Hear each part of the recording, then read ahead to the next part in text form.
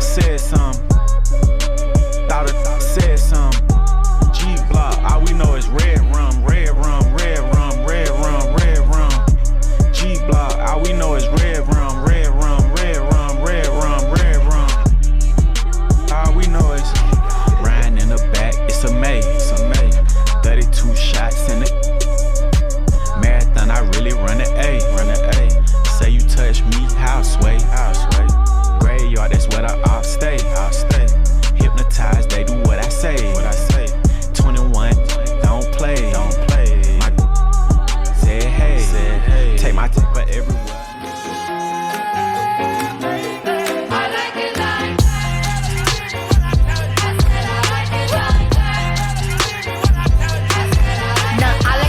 I like diamonds, I like stunning, I like shining, I like $1 million deals. Where's my pen? I'm signing. I like those Balenciagas, the ones that look like socks. I like going to the jeweler, I put rocks all in my watch. I like texts from my exes when they want a second chance. I like proving wrong, I do what they say I can't. They call me Cardi, banging body, spicy mommy, hot tamale, hotter than a Somali. Virgo, Ferrari, hop up the stoop, jump in the coupe, big dip on top of the roof, flexing them as hard as I can. Been through they hood all day, all day. Say they outside, okay, okay. I can't let her play me, no way, no way. You a duck if you believe what they say. She got way more bodies than my old. My little brother beat his body, OJ, OJ.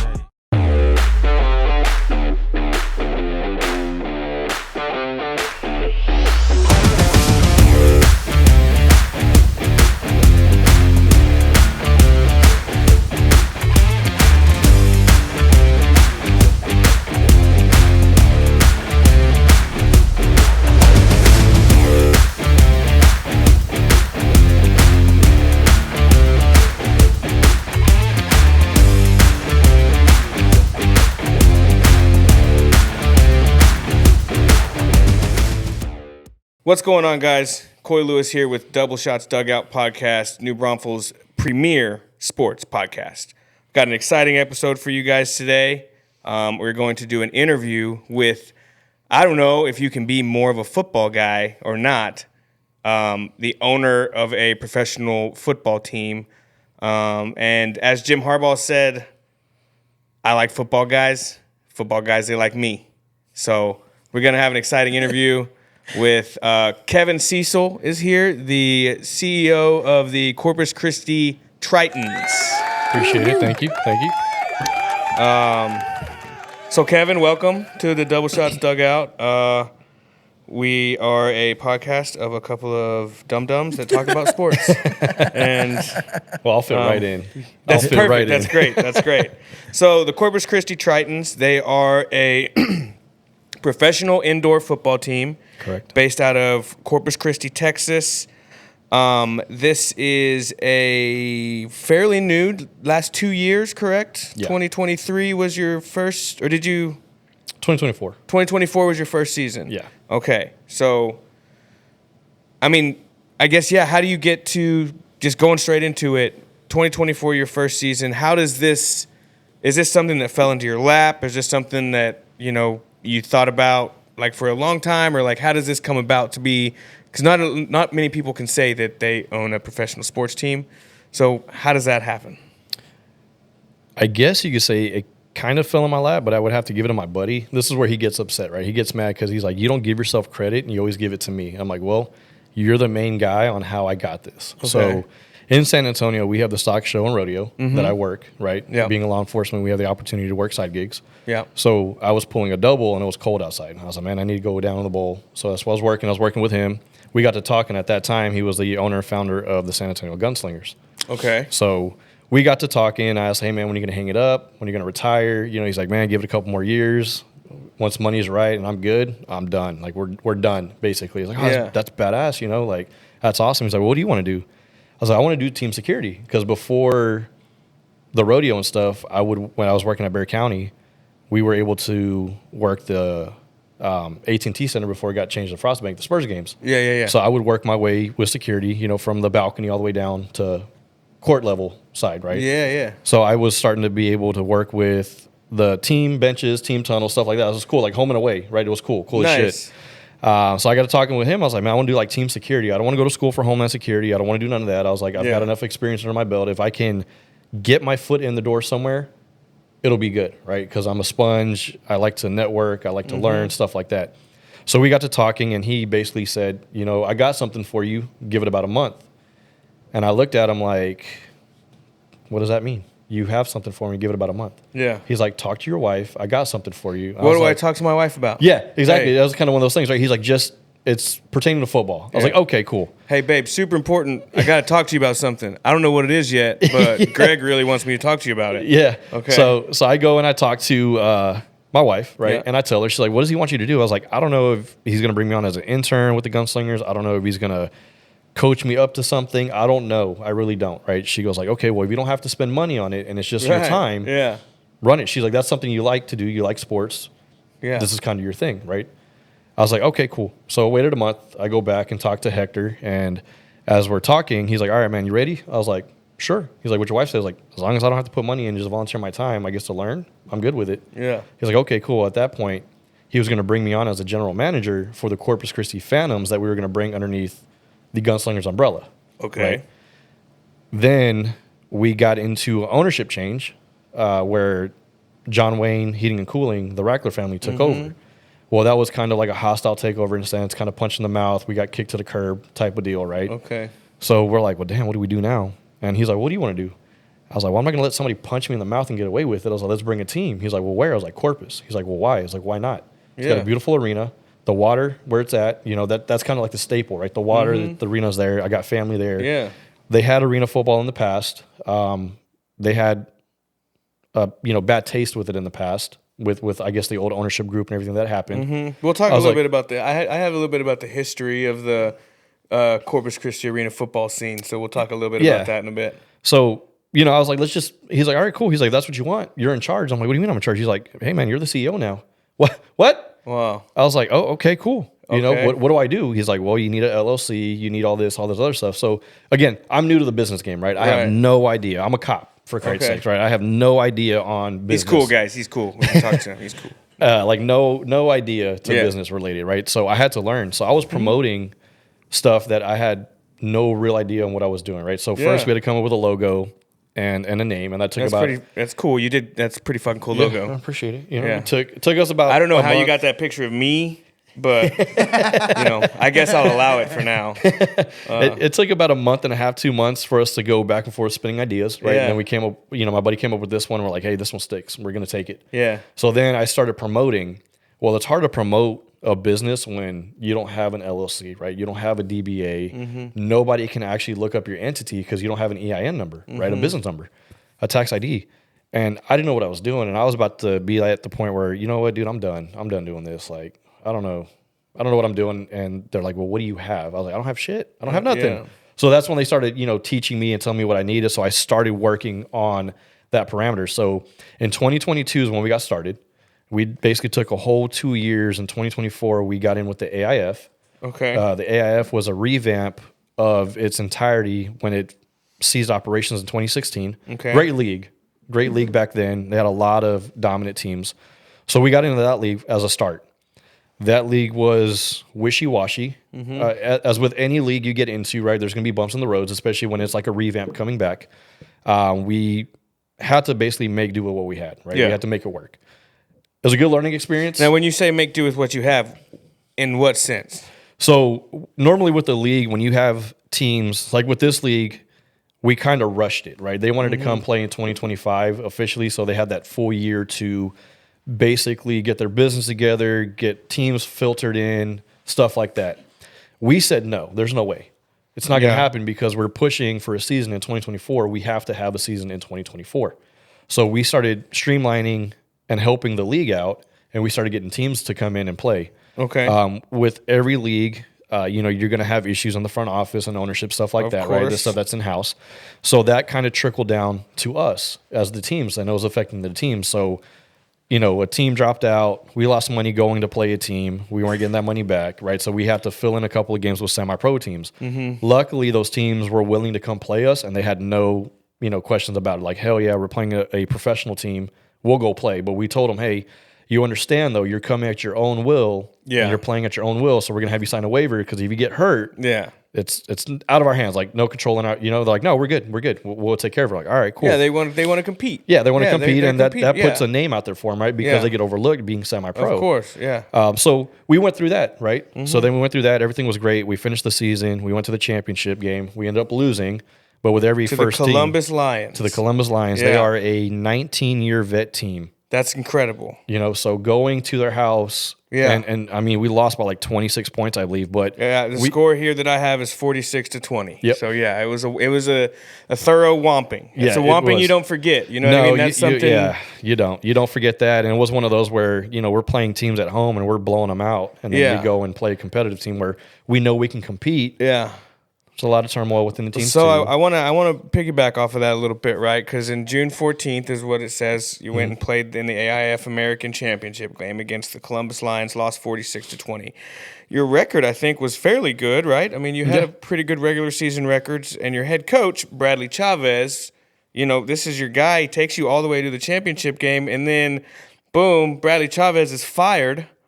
And now you have a new defensive. You promote your defensive coordinator to head coach. Where's the fallout with a coach that just took you to a championship game? What happened there? So with Chavez, Bradley's great. Love the guy to death.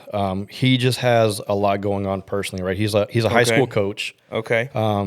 He's got his personal life and everything that cultivated. It takes a toll, right? When you're a full-time high school football coach, on top of being a teacher, on top of coaching your daughter in sports, on top of being the head coach for the soccer team, you have a lot on your plate, right? Right. So we knew moving forward, there's going to be a lot that's going to take him away from the team because obviously take care of life, take care of personal business, right?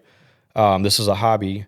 So we just went a whole different avenue, and we talked to him about it. He understood. He was like, yeah, that actually benefits and that works for us. Yeah. Because I'm so busy, I have other things going on, which is perfectly fine, right? So we went the avenue of getting our defensive coordinator, Coach Anderson. Yep. He's been in the arena game for a very long time, as well as our other coach we have, Coach Jermaine Spank Blakely.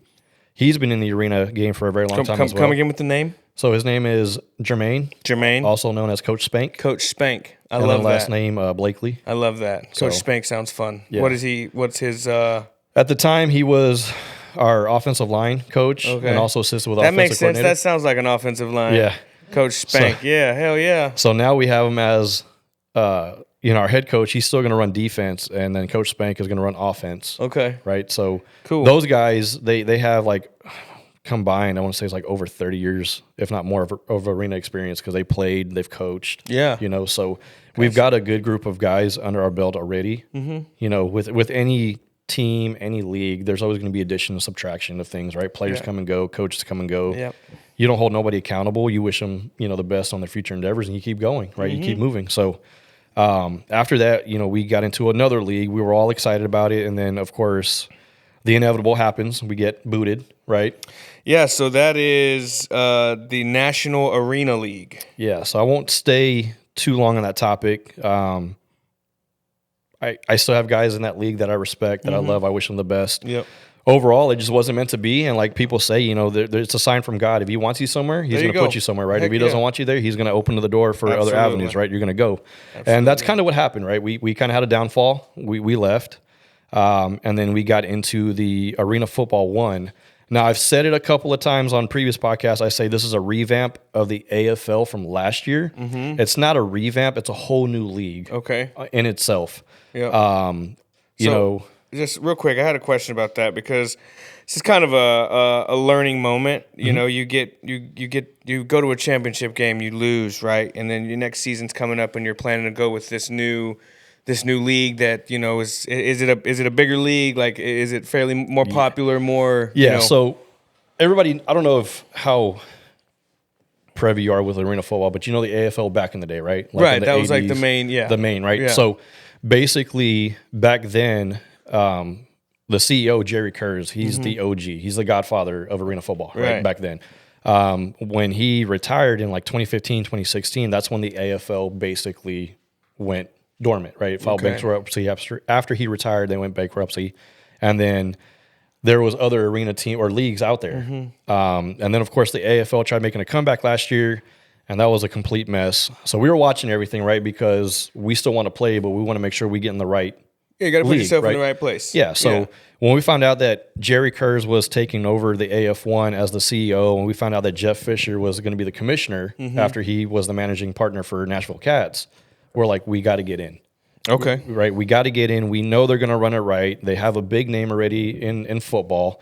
The other teams that are in there, Albany Firebirds, Mike Quarta, he's a great guy. He's the owner for them. John out there in Orlando with the Predators. These are staple teams, right? These are staple teams that played in the past. Okay. And they're coming back, right? Yeah. So they have a name for themselves. So for us to compete at that caliber level and knowing that our Sunday night games are going to be televised on Vice TV, that's huge for us in Corpus. That was going to be one of my questions. Where do we watch? So Vice TV is a streaming service, right? Yeah. So for Sundays for us, it's Vice TV. I know we're still talking about potentially doing YouTube for our own channels. On games that aren't televised. So it'd be like YouTube, stuff like that. If you live in the Corpus area, we have Chris 6 KDF TV, which is their sister channel. They do like the high school football games, right? So when we're in season, they air it locally, and it's like basically antenna cable at that point, right? To get that kind of channel. It's you either live in that area and you can see it, you got it or you don't, right? Type of deal. But you know, it's huge for us being on Vice TV because that puts Corpus on the map. That's big for us, right? So we obviously want to come with a splash. Like we're the underdogs coming into this league, knowing the teams we're playing, right? Because these teams are well established, they have good coaches, great players, right? We know the caliber that it takes to be in something like this. Are the fucking Columbus Lions in this league? No. All right, dude. Those fucking guys, man. All right, so what I like the most about that is you go to a championship game, you take an L, right? You and your head coach doesn't work out. Good head coach obviously took you to a championship. You're going to this new league. It doesn't work out. Boom, something happens, and so it's like from Jump Street, you guys have had to go through a lot, like just punch after punch after punch after punch, and have to start over and start over and start over. Head coach, new league, all these different things have happened, but you just keep on coming. You're not quitting. Yeah.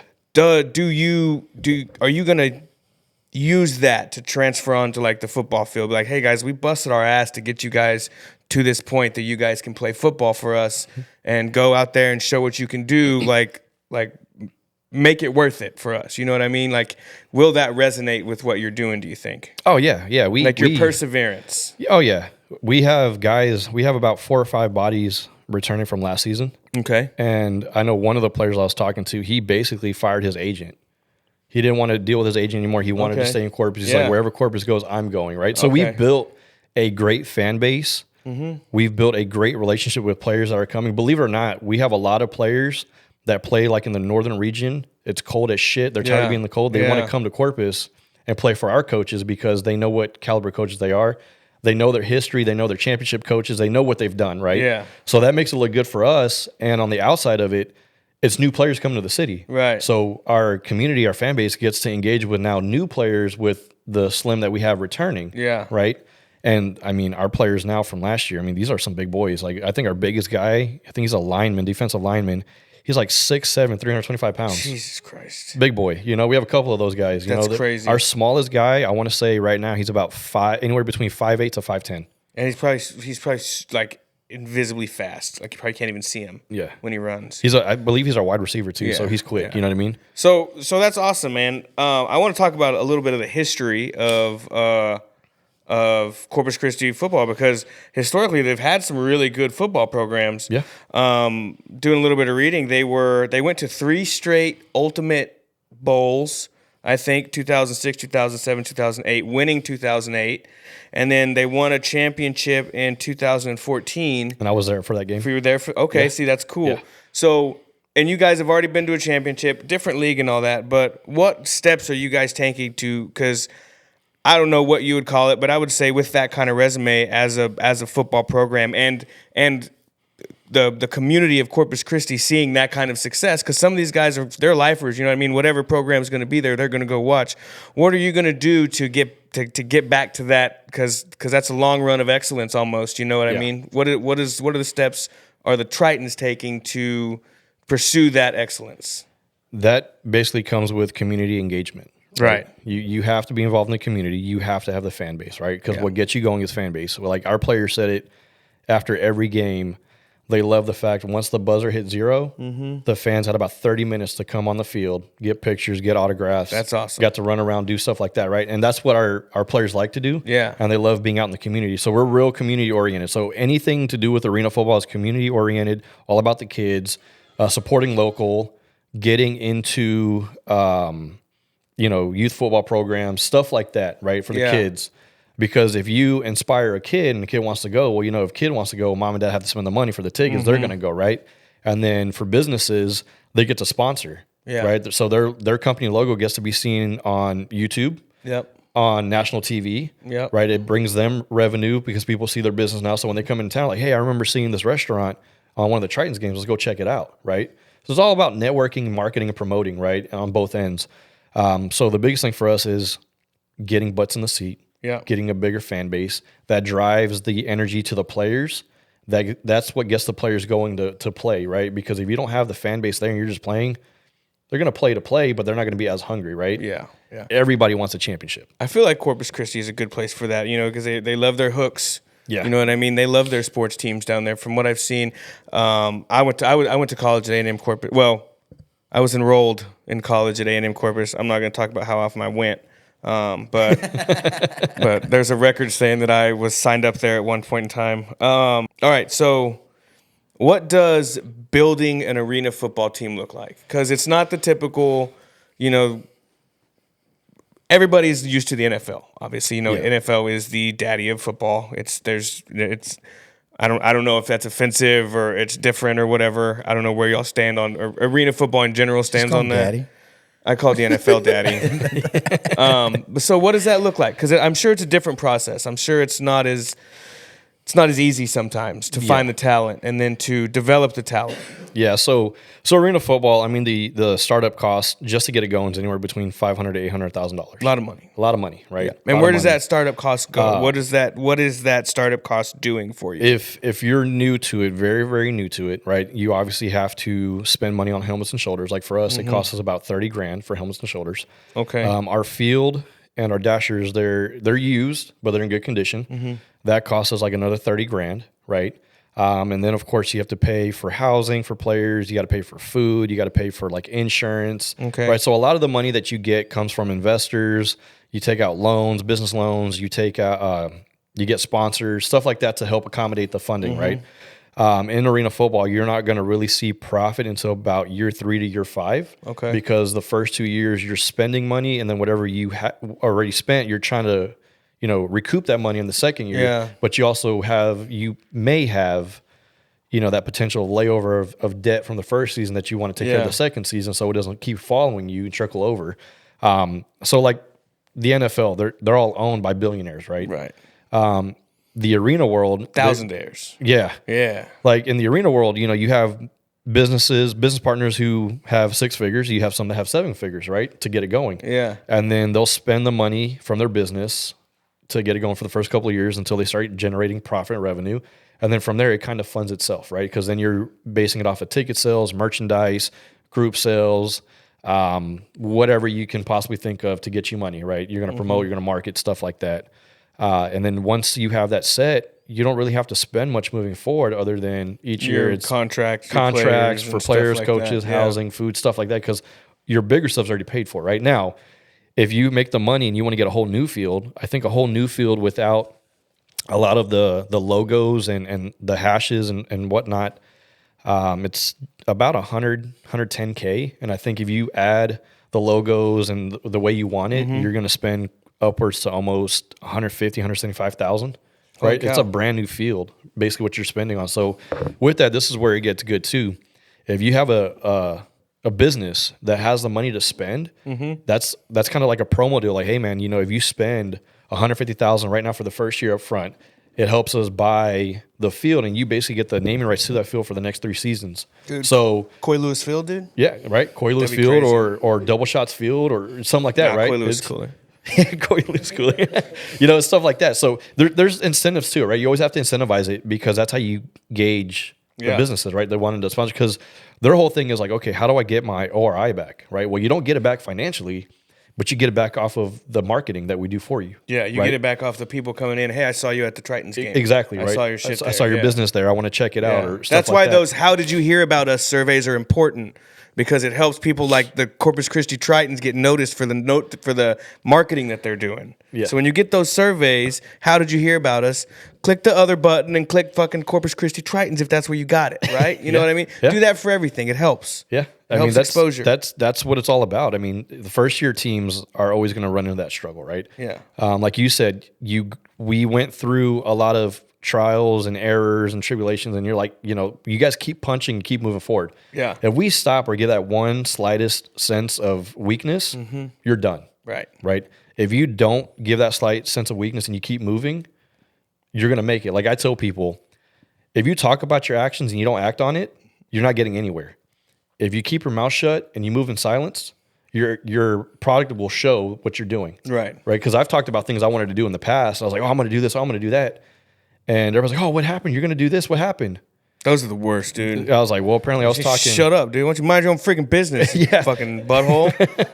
That's what I'd say. Mind your business. Yeah. It's like, I was talking smoke and it didn't I'm a work. quitter. So we just move, right? We move silently. We move in rhythm. We know what we want. Yeah. We always keep our fan base waiting, anxious. Like Friday, the arena is going to actually push out our single ticket sales. Okay. So that's going to be huge for us because we've been waiting for it for a long time because we've gotten our season ticket holders. We know there's more, right? Which a lot of people don't know this, but our game day operations, Michaela, she also works at the box office at the arena. Okay. So if they really want to get season tickets, they just have to see when she's working, and she can work with them there at the arena and get them spun up. And make it happen. But only her, right? Because it has to go through the organization. The box office itself won't do it. Yeah. But the box office will start selling single tickets. And what is the arena? I can't remember. It's right now, it's the American Bank Center. The American Bank Center. Yeah. The naming rights are supposed to change. We just don't know when. Oh, to what? We don't know. We have no idea. We had a couple people. Hopefully it's something cool. So I know like Thomas J. Henry put in for it. I know dude, Auto the Nation. Hammer Center, dude. That would be which one's the Hammer? Jeff Davis. No, not Jeff Davis. He's the Fours. The Texas Hammer. Which one's that? There you go. Jim yeah. Adler. Yeah, dude. Jim Adler needs the Hammer Center, dude. That'd be fucking cool, huh? The Hammer Dome. Yeah. Jim Adler. Yeah. Texas Hammer. Yeah. So it's going to change. We just don't know to what, but that's not our issue in a sense, right? That's the arena, right? Because that all goes to the arena stuff. We're just more, when we go down, we have to do like a productions meeting, make sure our production is on point versus last year. Because last year we didn't have the ribbon board, right? We were missing some things, but it was our first year. So within the first year, you learn. Right. You got to learn. You don't get a lot of things handed to you. You learn from your mistakes.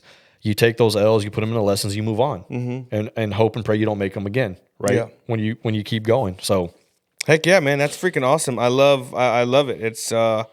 It's pretty interesting, and it's pretty great to see. It's a good example of what you can do if you don't quit. So let's talk schedule a little bit. So your first game is Monday, March 10th at 7 p.m. Corpus Christi Triton. That is hard to say sometimes. I get tangled up on it all the time. Against the Wilkes-Barre Mavericks. Yeah. All right. So this is a new league, first year in this league. You got your head coach in there, new coach doing all the scouting and all that stuff, I'm sure, doing a little bit of research. So who are, in this new league here, who are the motherfuckers? Who are the guys that we're looking like, all right, those guys are going to be a problem? It's going to be...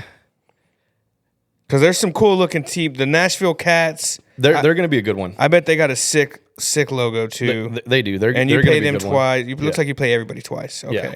Salina, is that Salina... Kansas? Okay. Yeah.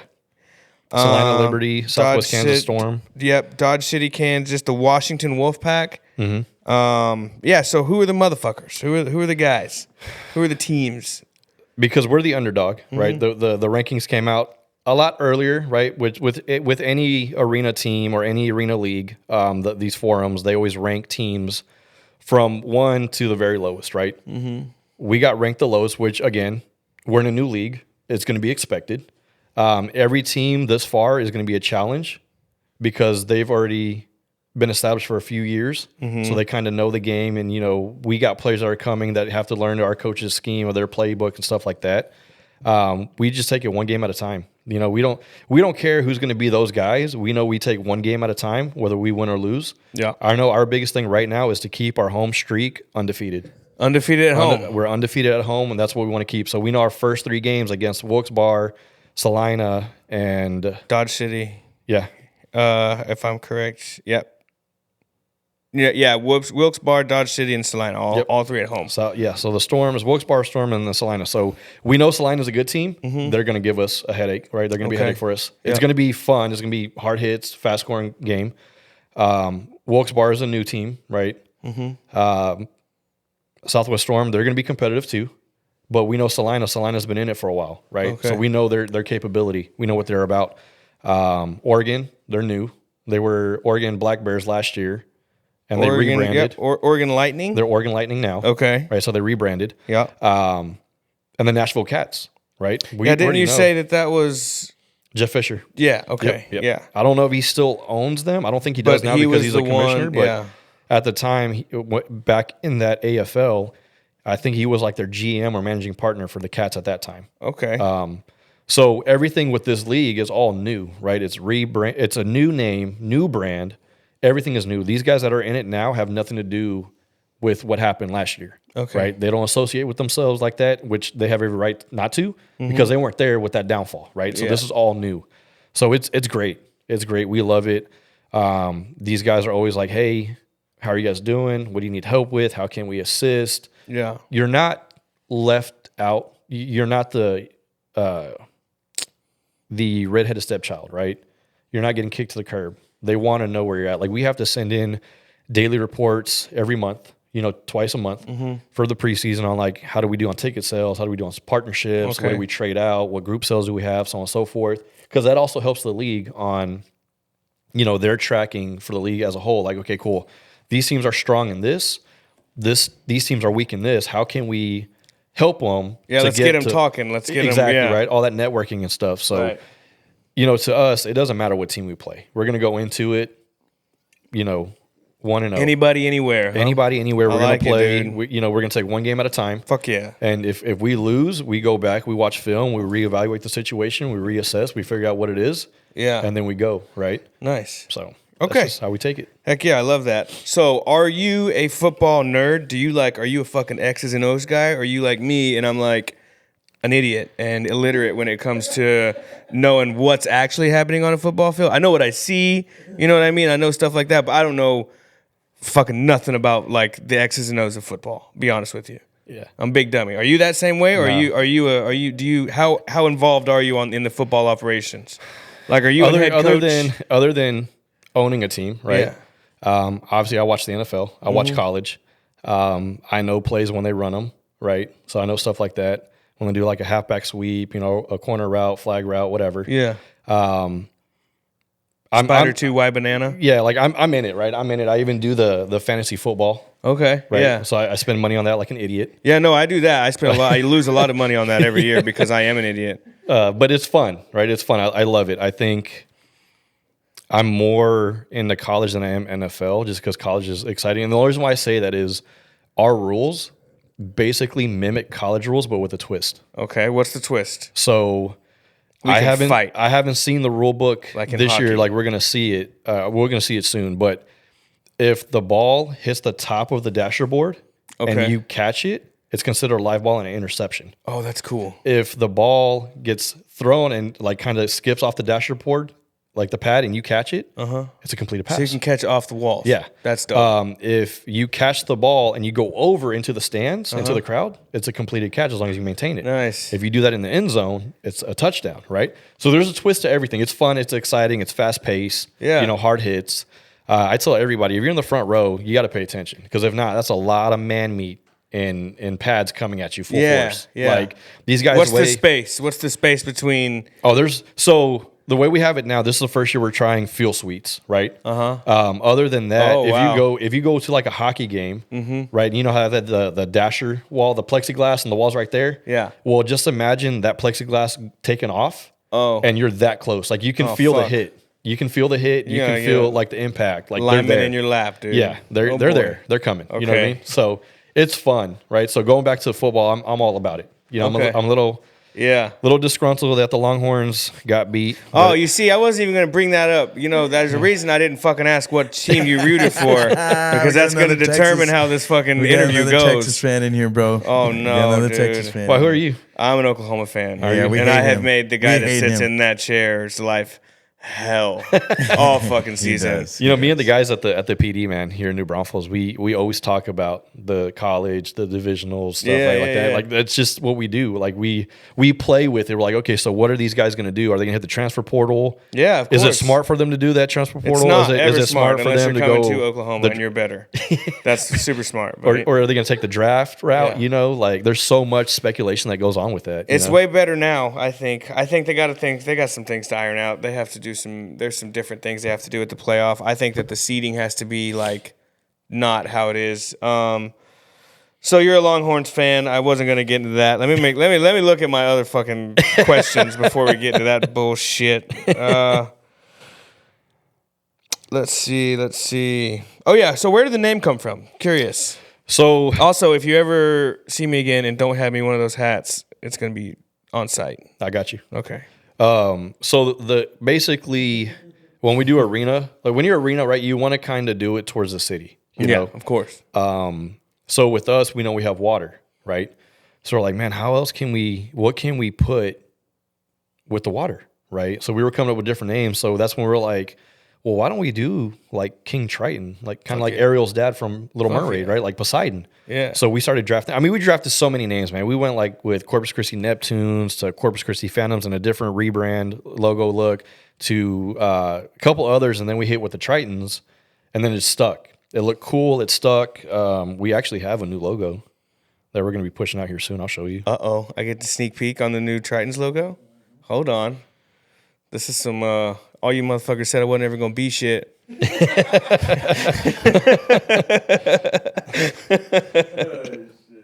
So that's the new one. Oh, that's going to be dope, dude. Yeah, that's sweet. Hell yeah. So- That's one of the things I love about, like, there's some, like, a lot of, like, the AAA ball clubs, the baseball teams, their logos are so sick, dude. Like, Bert, what's his name? Tom Segura, Bert Kreischer. He always, on his podcast, he always wears those like, minor team affiliate hats. They're always so freaking sick. Their I was going to logos. bring my my Hooks hat because I was wearing this. Yeah, so they I got wasn't, some- yeah. So I wasn't going to wear, like, the Tritons hat. I was like, I was going to go Hooks. You Yeah. know what I mean? But I was like, no, I'll put the Tritons hat on. Is you the know? color scheme similar a little bit, right? Yeah. Yeah. And it's funny because we weren't even trying to mimic them at all. It just happened. Yeah. You know I what I mean, mean? you have to go with lighter blues and grays and Yeah, stuff like that with the water. And Exactly, with the Yeah, water, with the way it is, for right? sure. So we put it towards the city, and I mean, we've gotten a lot of love, a lot of support. You know, fans are happy that we're coming back. They're excited. You know, so we're moving, man. That's We're cool. moving. So March 10th, tickets are going to go on sale pretty soon, right? Is what you said. Yep. What day? This Friday. Okay. Tickets go on sale this Friday for the season, the entire season, or just Entire season. okay? So entire season tickets drop on Friday.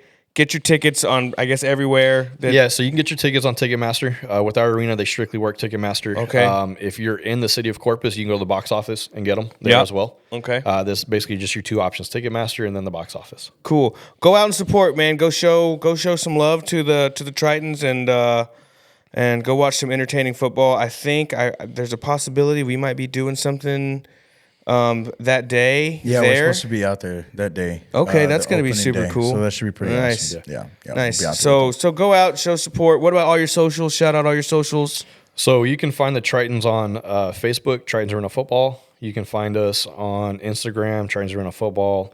I believe on TikTok it is CC Tritons. Okay. And then on X, I believe it's CC Tritons 2024. Okay. If you can we make those? Oh, absolutely. Yeah, we'll put them on there. Yeah. I'll make sure to look them up correctly so that way you Yeah, can link them up. Yeah. we'll Cool. put them on there pretty good. So we're going to move on now and talk about some current sports. You're a Longhorns fan, so we all know. How did you take the season ending to Ohio State? What did you think about that game? Obviously, you're not happy with the results. Second year in a row, you're out of the playoff. What do you think about it? How you feel? I just wish Coach Sarkisian would have put in Arch Manning. He's a smart fucking guy. You know what I mean? Fucking way smarter than the other dingbat that sits here. He wouldn't say that all fucking season. Quinn's our guy. You know, Quinn's a good player, right? But the thing Is he though? he is to an extent. But here's the thing: when you get beat out by the same player, that you played with in high school, right, or even got beat out in college. Yeah, he was your college roommate. Yeah, he was your college roommate. You know, did you know that, J-Rock? Yeah, the Ohio State guy? Sawyer, the guy that Sawyer. strip sacked him and ran it back and made sure that Austin, I would've done that. if you watch this, you still owe me $50 because Ohio State he covered the does. 12.5 fucking points. I let my nuts hang on that bet, and they covered on the fucking last play of the game. So I would have done the same thing on a rec league against my best friend. Like, yeah, he I'm take here it to to the fucking house. compete, I'm trying to do him more dirty than anybody else out there. Yeah. So so we all know about Bill Belichick being the head coach now of UNC, right? Yeah, it's awesome. So that's great. So a lot of people are like, well, what's he going to do? Is he going to hit the transfer portal? Or is he going to go in the draft? I was like, he is not going to be a top 3 in the draft. He's not. Quinn is not. He might as well take. No, he won't be top 3 rounds in the fucking draft. Exactly. So he might as well take that. He might portal, be Brock Purdy. right? He might as well take that portal. He's going to the draft. You already said. Go. I know, but so on paper, he's 21-5 in 2 seasons, right? Yeah. So that's not good?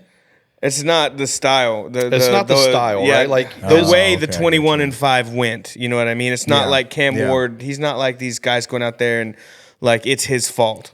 Like Texas has a lot of supporting cast and characters that make him look good. So his QB rating isn't all that great, right? Like, I mean, you have to understand when to run out of the pocket, right? You have to understand when to stay in the pocket and pass. Check down King. Yeah. Like we all said that he should hit the portal, go to UNC, and learn under Belichick one more year. Yeah. I mean, hell, the school is trying to give him a $6 million NIL deal. Belichick, holy shit, not the school, the college football program itself is trying to give him a $6.5 million. So Belichick said himself, NIL he's deal. like, "Hey, I'm not here to win championships or any of that. I'm here to develop players to go to the fucking NFL." So let me get this straight. So you're telling me these kids now can go now and get paid their $6 million. Why do you go to the NFL? Like, Carson Beck transferred from Georgia to Miami, and he transferred. I think he got $6 million. He's making more off this transfer than like 9 starting quarterbacks in the NFL right now. It's fucking crazy. Yeah. And if Carson Beck didn't win a championship with Kirby Smart in Georgia, he's not fucking winning one in Miami. No. You know what the crazy part is too? These kids now that are coming out of high school have NIL deals. Yeah. We didn't have that shit back then when we played. No. You know, like, so going back to Texas, they have a $70 million facility. $70 million. One of their NIL deals is when you make the team, you get a sponsorship deal from Lamborghini. Or Lamborghini, right? Yeah. And they just passed a law that allows the universities, I think it's like, it gives them each like $20 million to pay out to student athletes and like NIL money. Yeah. So like now the university directly can just pay kids to come play football. Yeah. Oh my gosh. Well, so now they're hiring. hold on. So now, and that's another thing to bring up. Now colleges are hiring general managers and stuff for their football programs, like NFL teams do. Yeah. Like there's one I can't remember who it. Maybe Pete Carroll or somebody, but there was no coach. I'm sorry if I can't remember who it is, but he was hired as the general manager for a college program. So that's pretty interesting. So, so think about this over the years. How many college players went to college and tore, whatever. Fucking bunch of them. And never got nothing out of it. And now they're fucking, maybe they're not even finishing college. So is this a chance for these people to have a life without it? Yeah. I mean, if they do it right and if they're smart about it, they can do without the rest of their college years and get in the NFL. But the percentage of getting the NFL is very small. It's like 3 or 5%. Very, very small, right? You have to be the difference maker. You have to put yourself against everybody else. You have to be the separate person, right? It's you or them. Like, who's going to do it, right? Who wants it more, in a sense? Yeah. So a lot of these guys, they'll stick out and they'll ride.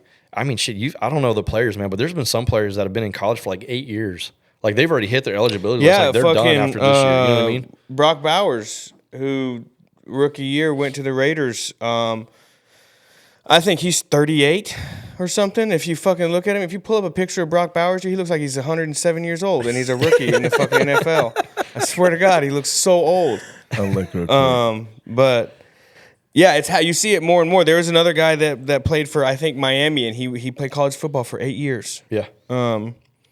So there was some new stuff coming out about the Oklahoma Sooners, a football program that matters. And This dude right here? yeah, look at him. Look, he's a rookie in the NFL. He just had his rookie season. Yeah. But- How old is he? 22? No, he can't be. Yeah, every Yeah, time. 22. Yeah, he's 22. Oh my God! He's 22 years old. Holy shit! I thought he was 104. He looks so old for 22. He's a baller, by the way. He's broke he the is. rookie receiving record for tight ends. He broke all kinds of fucking records for rookie tight ends. He's insane. And he did it all on the Raiders with 3 different quarterbacks, and one of them was Gardner Minshew. So super impressive with Brock Bowers so So far. there's gonna be kids pretty soon be like, well, when did you get rich? In college? Yeah, Playing when I football? was 18, when I started playing college football. Wow, crazy shit. Go ahead. Yeah, so Oklahoma hired Ben Arbuckle as their offensive coordinator. He was the Washington State offensive coordinator. From what I hear, the quarterback that he had at Washington State, Mateer, is also going to come with him, and Mateer is a good quarterback. He like 35 to 4,000 yards for passing last season. Like, hopefully, we'll be able to bring back a little bit of that quarterback room that Oklahoma so famously has had forever. With, if you just look at the long list of quarterbacks that we've had in the NFL, be super duper successful. We're hoping this guy can bring a little bit of that. So that's a little bit exciting for me. J-Rock, how do you feel about that? I don't give a shit about your team. Dude, you're a fucking hater, dude. You're the worst. I don't even know why I come Well, here. I'll tell you what. It'd be good to finally have a game against you. So it's a good thing, right? So now maybe we can. This motherfucker. Maybe you'll be on ESPN prime time. Not in front of our guests, You know, J-Rock. sorry, Do not sorry. belittle me in front of company. Sorry. Okay, my bad. My bad. My bad. So you like college more than you like NFL, but if you had an NFL team, it would have to be the Cowboys, I'm assuming. Trash ass Oh, Cowboys. man. Don't get Why me not started. just jump to the Houston Texans at this point, dude? Because the thing is, I'm not one of those that, like, I've been faithful to the Cowboys when they had, like, Troy Aikman, Emmitt Smith, Deion Sanders, Michael Irving, like, back then, right? Those guys growing up. Yeah. I'm not one of those where, like, we got Zeke and Dak their rookie year, and they're, like, running up the numbers and breaking records, and now they're complete booty playing. You know what I mean? They were always booty. Watch your mouth. You know, so I've been loyal to them, right? And will be. There's a lot that's got to be restructured, man. Like, McCarthy had 5 years or something like that with the Cowboys to fix it. He didn't fix it. No. Right? Jerry needs to learn to give it up as a GM, owner, manager, whatever. Man, I think, honestly, man, you're going to have to kill him. He just won't give it up, man. You're going to have to, Yeah, you're gonna have to kill Jerry Jones. You're gonna have to get rid of it. Or you got to get him saying something super racist. Yeah. Do it. Yeah. Like Austin said, do it. Yeah, make him say something racist. Say something racist. Do it. Yeah. Yeah, no, I think the same thing. Like, dude, just give it up. Like, you've seen all these years since '95, right? Who are they going to hire as their head coach? Jason Witten? Deion Sanders. See, I don't know about Deion, though. Like, Yeah, he's- it's a fucking he's bad a great idea. coach, but there can only be really one star if you think about it, and that's Jerry Jones, and right? that's what I'm saying. Like, you hire him because you know you're gonna sell tickets, Yeah. and you're gonna make money no matter what the record looks like. Deion ain't going And to I'm take none of pissed that on bull that. junk. That's what he says, bull junk. Nah. Deion And then, ain't of gonna course, take none of that they're bull going to try to junk. get Shedeur, but if you watch that championship game here at the Alamo Dome, you saw what cleats he was wearing, though, right?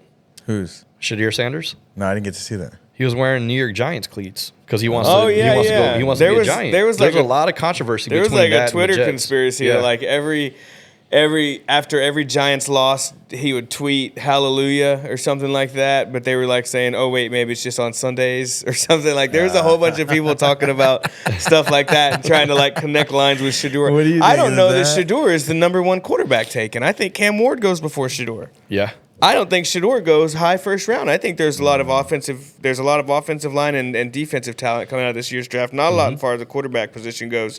But yeah, I don't think Shedeur is gonna be very high in the first round. No. He's small, Personally. isn't he? As a quarterback, how big is this guy? How big is Shedeur? I don't Yeah, know. How you big know. is Shedeur? I know Shedeur reminds me of like a Quinn Ewers when he plays, right? He's got his good games, but then he's got his games where he sucks, right? Yeah. And it's just like, you know, your dad's a living legend, right? You have your brother playing with He's you on the 6'2". same team, right? You should be so. able to put up numbers. You should be able to run out of the pocket. You should be able to make plays happen.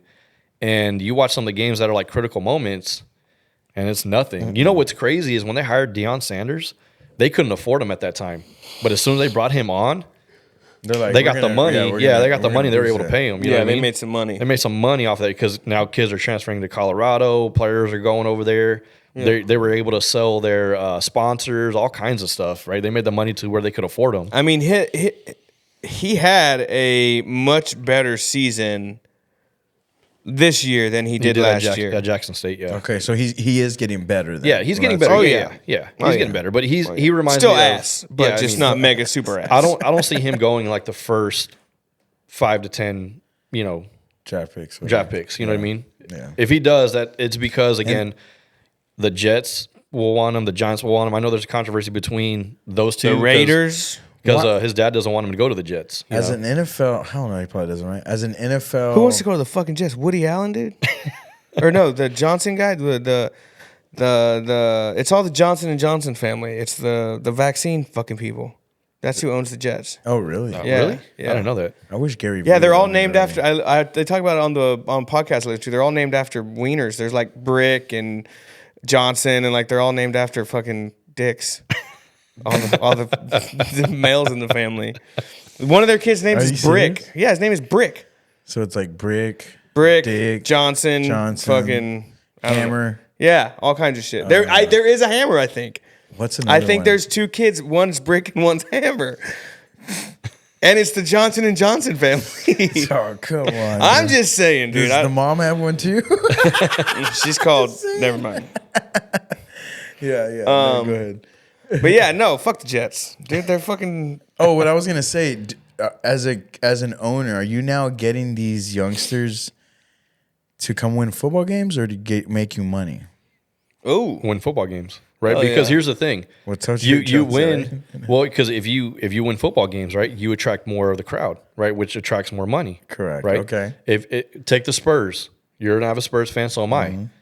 The Spurs fan base is gone. When they had their big three and they were winning money, they were selling out. Oh, yeah. Right? They don't have their big three and they're going through all these motions and changes. Where's their fan base? Pop had a stroke, dude. Chill out. You only have your loyal fan base of the season ticket holders and some people that can go, right? Yeah.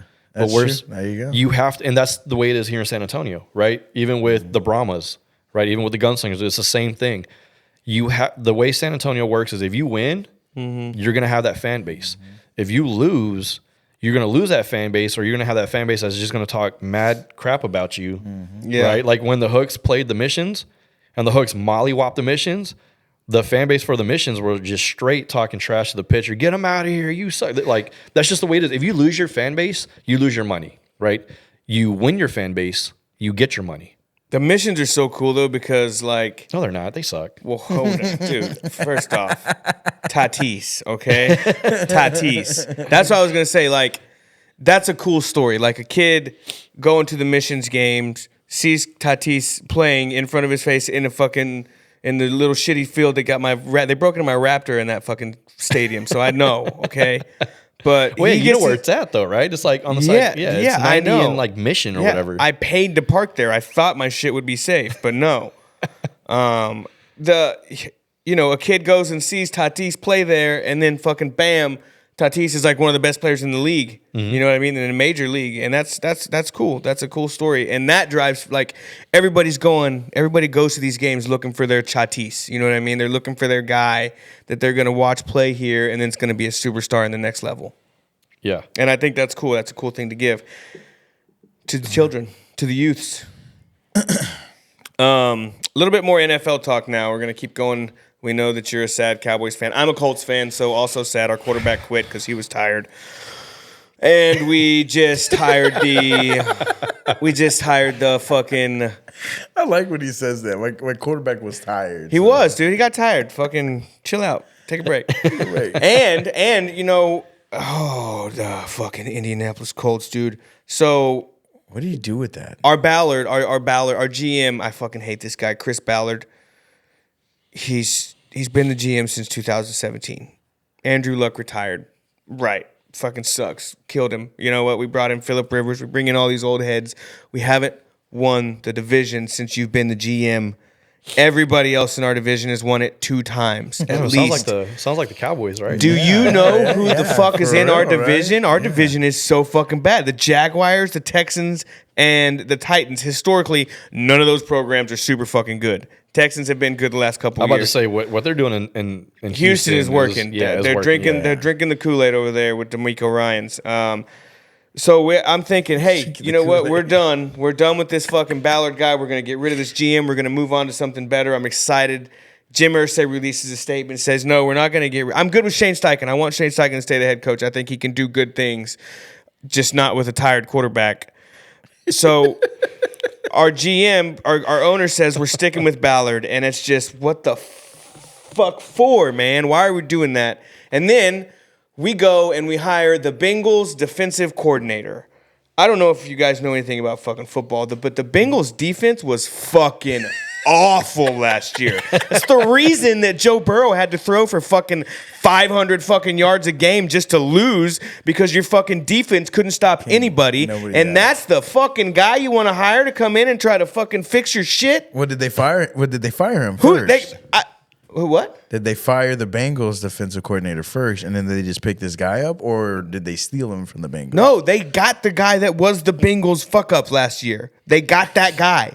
That is their fix, is going and getting the guy that ruined a fucking whole season for Joe Burrow last year. So basically, to answer your question, yes, he got fired and got picked up. Yeah, that guy got fired by the Bengals because of what he did to Joe Burrow, and then we're like, oh, look at that shitty fucking guy. Let's go hire him. All right, guys. So look, we got me and Coy were all live on my page on Facebook, and we're watching the game. And I was going for Notre Dame because I'm an underdog kind of guy. Yeah, everybody's a fucking hater, dude. So right now, I'm going for this defensive coordinator, and I hope he makes your defense good, so he can shut you the fuck up. You want it to be good? Oh, thanks, J-Rock. Look, J-Rock, I had a bet. I know your offense isn't going to be good, so at least your defense can be good. You watch your mouth. Shane Steichen's a genius. Look, I had a bet, right? I'm a degenerate gambler, so I had a bet on the fucking. I think we're all like that. I had a bet on the Ohio State game.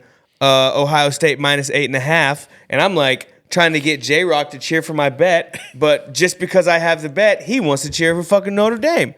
Ride with your fucking boy, J-Rock. I won the bet without you, in spite of your fucking bitch ass, so I ain't even worried about it. Sorry, that was my NFL spiel. Come on, Jim Irsay, what the fuck are we doing, dude? Let's get this shit together. I'm fucking tired of Chris Ballard. Fire that motherfucker. He needs to say something racist. Do it. Do it. So playoffs, left in the playoffs now. So we have the Bills, Josh Allen going against the killer of fun, the snatcher of souls, Patrick Mahomes. You know what? That's going to be a good rematch. He's beaten Patrick Mahomes has knocked Josh Allen out of the playoff 4 times. Yeah. And Josh Allen has knocked Patrick Mahomes out of the playoff 0 times. Yeah. That's why it's going to be a good one, because year before last, they were in the same playoff stint, divisional round, right, to win the AFC division to go to the Super Bowl, and they got knocked out. So I think Josh Allen's going to come hungry. Hopefully they've done their homework, because we all know how Patrick Mahomes can be. Andy Reid has done something very special. The Kansas City Chiefs right now are basically the Patriots of the NFL. Yeah. They are. You can agree to disagree with me, but they are. And you see that's really accurate, because at the beginning it was fucking Tom Brady being fucking amazing and just making these incredible fucking throws, which Patrick Mahomes still does that. Don't get me wrong. Don't take anything away from what Patrick Mahomes does on the field. But you've seen it more this year where Patrick Mahomes isn't having to do everything, and they are relying on their defense a little bit more, which those late Super Bowl teams for the Patriots did. There was more of a defensive stand, because the Chiefs' offense has looked not great all year long. Everybody can say it. I don't think that matters, though, because their defense is going to keep the game close, and the Chiefs do not lose close games, as you've seen all season long. The people that are saying like that, the Chiefs don't lose fucking close games, and it's crazy to the people that are sitting there thinking like, if the Bills keep that game close, they are fucked.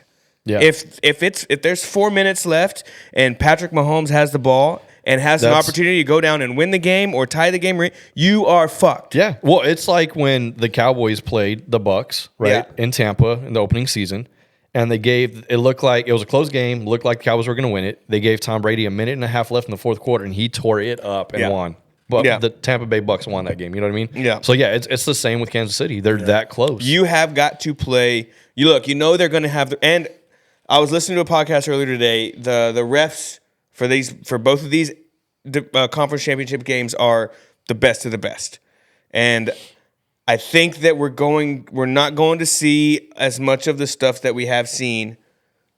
But that being said, if you're Buffalo, you got to know, don't put your fucking helmet within fucking 15 yards of Patrick Mahomes if you can fucking help it. Yeah. Because they're going to call the flag. Yeah, so Why just him though? I saw that the other day. it's just, man, I don't know. stupid I don't shit, know. though. I don't know what it's aggravating. It makes everybody. It is what it is. Everybody knows about it. It's so apparent. So you have to play for it. You but have to play. You would think though, because he's got a specialized helmet. Like you see how his helmet sits like Yeah. over, is because He it's got made that specialized way. fucking hair, dude. Yeah, That's- well, it's not.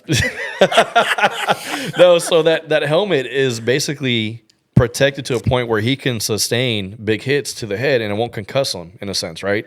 They threw all these tests on it, and that's why his is like the overgrown size for his head. They should all have to fucking wear that helmet then. Yeah, well, if you notice this year though, If that yeah, one but does have you better noticed? against concussions, why the fuck wouldn't everybody wear that one? Yeah, but if you notice this season, they allow players to wear guardian caps. Yeah. Right? Yeah, the So- big helmets. Yeah, right? yeah, like This was the bigger it's and just the bigger. pad, sponge, the the pad thing that goes on around. top, Yeah. yeah. So I mean, players have the ability to do that now because they're taking the concussion serious. Back then, it wasn't that serious until they look at it now and they do all the studies. Like, oh shit, like these guys can damn near go brain dead. Yeah, Tua said no. Where does this help? Tua did say no. Right? I don't want the guardian. Wear the fucking guardian cap, dude. He likes when his batteries come Yeah. out. Right? Yeah. I loved when you said that earlier this year, bro.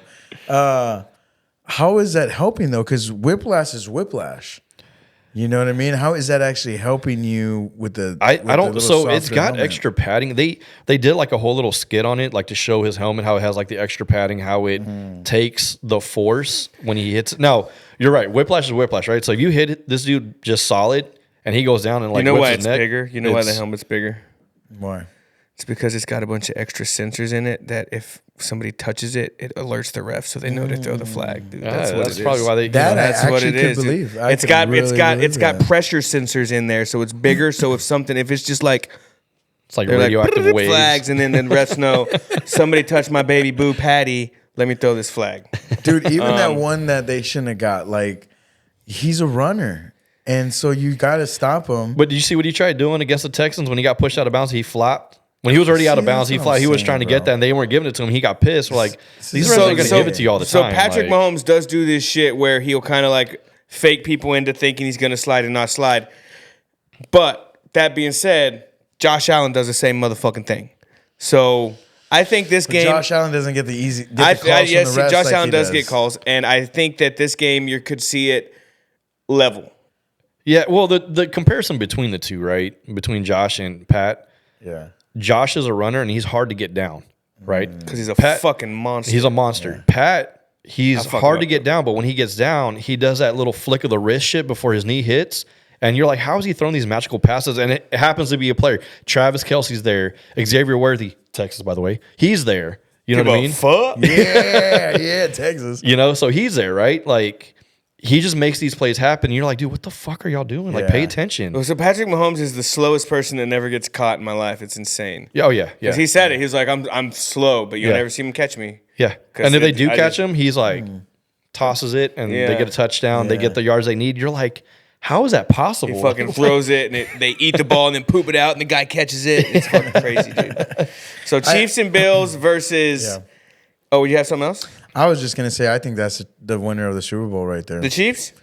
Or the winner of the Chiefs or and Bills? Yeah, that's what I want to see. I don't know, think man. the Eagles, I man? don't- The Eagles are the commies, man. Dude, that's a divisional conference hate the- championship game. Fuck, I don't Didn't like the Eagles lose to the Chiefs? Yes, They did. the Super Bowl before last. Super Bowl, yeah. Yeah, Well, which you know is gonna be redemption, right? But I got to give it to the Commanders, man. dude, Jaden Daniels is fucking. So You know, awesome. rookie coming in first year. I don't know Dan what it Quinn is. built something special all the way around. He turned that organization all the way around. Also, is the Chiefs and Bills in the same division? Yeah, AFC. So we got two teams. No, not in the same. They're in the same conference. Same Conference, conference, but not in the different same division. Yeah. The Okay, I Eagles was and the gonna say Commanders are in the same division. division. Okay, Yeah. Same so division, That'd been yeah. pretty cool. Yeah. That'd been pretty cool. But either way, go ahead, I'm sorry. The Did I fucking lose you? My No, bad. okay. So what I was gonna say, Jaden Daniels, another rookie season coming out of LSU. LSU has got a track record of making these quarterbacks that are just unflappable. Yeah. Like Joe Burrow has got diamond nuts because you just you can't. His blood pressure doesn't move. Like it could be 4th and 40 on this, and I've got to make this incredible play to go through. And Joe Burrow's just like, okay, I'm gonna go do that. That's what I'm gonna go. Whatever I have to do to go do that, I'm just gonna go do that. And Jaden Daniels has that same ability where whatever he's got to do to win the fucking game, he finds out how to do it. He's like a Lamar Jackson with Lamar Jackson style quickness of it. Like his evaluating and his decision making is fucking like 15-year veteran, but he's like a year 1 Lamar Jackson rusher, and he's like, drop back 2 seconds, nobody's open. Also, I'm fast as fuck and you can't catch me. So, yeah, he's gonna be a fucking problem for a long fucking time. Wasn't he a Heisman winner too last year? Yeah, right? he won the Heisman. Yeah, and he's the same way. He's just Mr. fucking cool. Drives down Hail Mary against Chicago. The guy's the real fucking deal. He's gonna be a problem in that division for a long time. Oh yeah. I feel sorry for the Cowboys to have to play against him. Yep. I feel sorry for the Eagles to have to play against him. Well, I so I want to definitely see feel how that sorry goes, for the right? fucking Because Giants. the Commanders play the Eagles in Philadelphia. Yeah, you know what I mean? at the link. At the Lincoln Field. So I want to see how that goes. I'm going for Washington, right? Yeah. Can't You stand gotta, the Eagles. you gotta. I mean, I don't like anybody in our division anyways, but if I had to root for one, I'd go for the biggest underdog, which is the Commanders. They hadn't seen a playoff since like 91. 92. 92. Yeah, So when they won the Super Bowl. you know, and they're making history. Like they're checking off what New they haven't ownership. done. This is the first year with this new ownership too, with like Magic Johnson and the guy that owns the 76ers and some of these other teams. Yeah, it's new ownership. I didn't know and Magic Johnson on the Washington. Yeah, Commanders. he's on the board, dude. Fucking. It's like Tom Brady owning the Raiders. He's a part owner of the Raiders. Yeah, I was gonna make an age joke, dude. I'm glad you cut me off. I was about to too. I was gonna say about to, Magic too, Johnson and his one aide are on the board for. I was about to say we get some strong blood over there, boys. Yeah. That's mean, dude. That is mean. Magic Johnson, you know what? It's funny. He's rich. He's Who on gives a Twitter. He's on Twitter. He's real funny. Like the Commanders will lose, and he'll be like, "Man, if the Commanders played better defense and scored more points, they could have won that game." Yeah, no fucking shit, Magic Johnson. That's how you win fucking football games. Like, yeah, thanks, big Captain dummy. Obvious. Yeah. Captain Hindsight over here, dude. Holy crap. That's hilarious. All right, so who do you got coming out of that? You think the Eagles, but you hope commies? Yeah, I think the Okay. Eagles will. I mean, if like you were saying, right? If it's depending on how the Kansas City Bills go, right? Right now, people are speculating it's Bills and Eagles. Yeah. I could see the repeat of Chiefs and Eagles. And who do you got winning it? If it's Chiefs and Eagles, who do you got winning it? It's going to be the Chiefs. Chiefs, baby. Even though I don't want the Chiefs to win, but you already know. Again, like I said, they are the New England Patriots of the NFL now, right? Here's what I don't understand. Belichick left. I'm an underdog guy again. I want Commanders to win. So- I gotta know.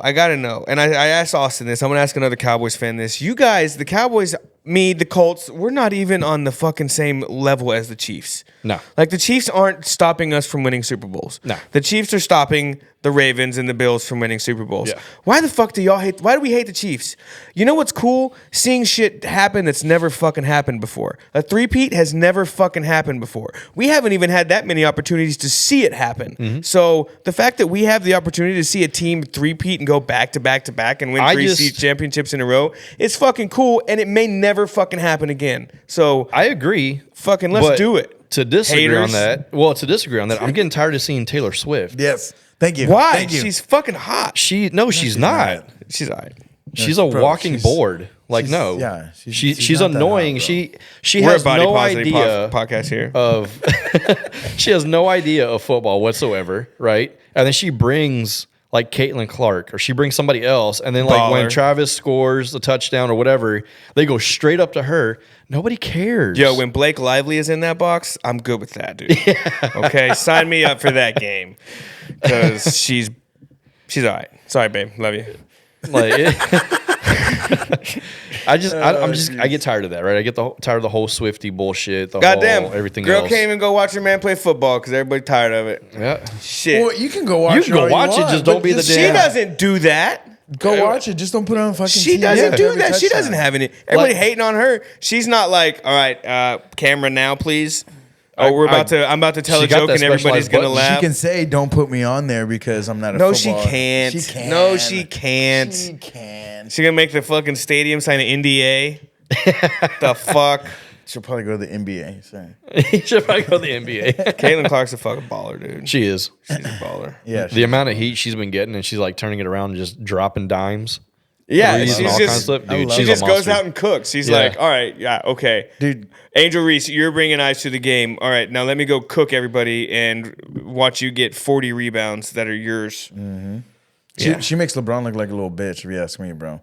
The way she gets hits, gets right back up. Oh, let yeah. Nothing phase her. Oh, yeah. LeBron takes away, like, he has, like, extra 20-minute But TV girl, time women's sports are like the that, floor. dude. Because if you watch soccer, it's the same shit with the dudes. Like they flop around and cry and scream. Women, they're a little bit more about that action, dude.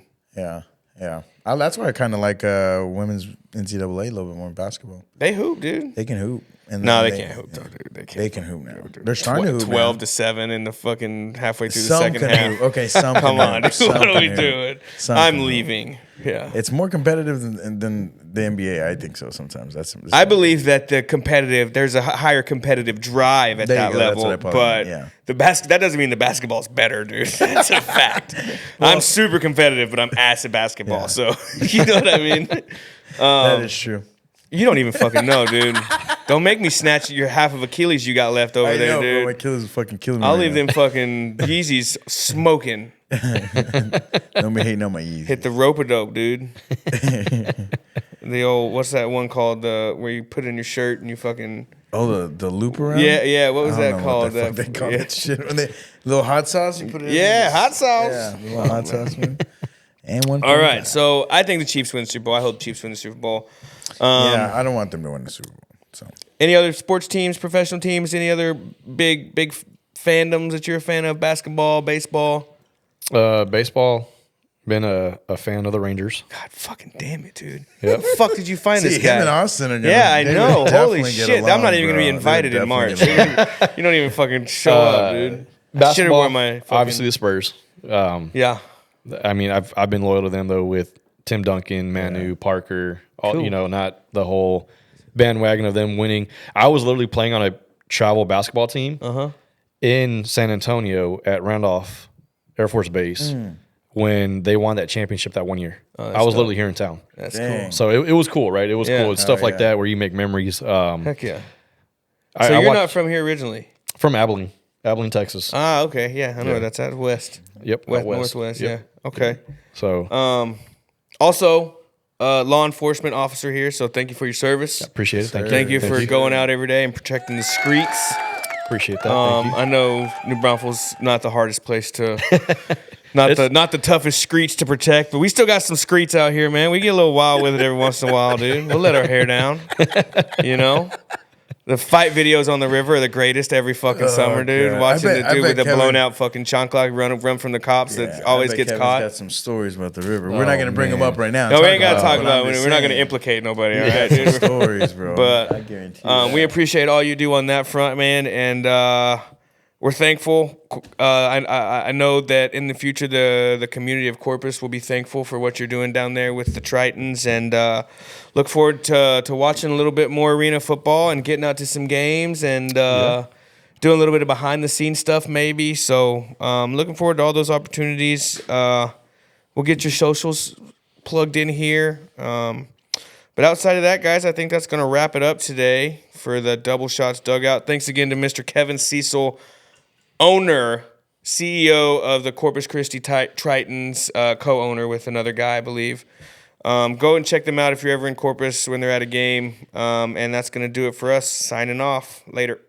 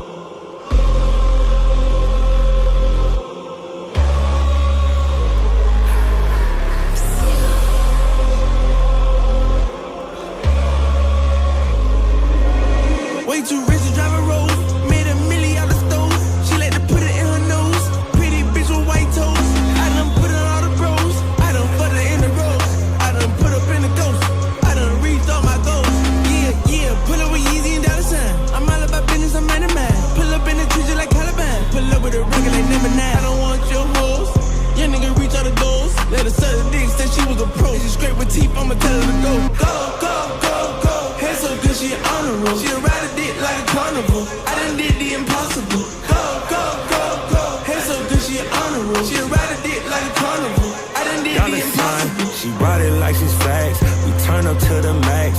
I whop her from the back. I gave that bitch a cramp. They love me out in France. In the hood, I'm good, I'm stamped. Every day I dress all black. For sure 900 racks. Middle East go double that. On my neck a bubble back. On my wrist new Cadillac.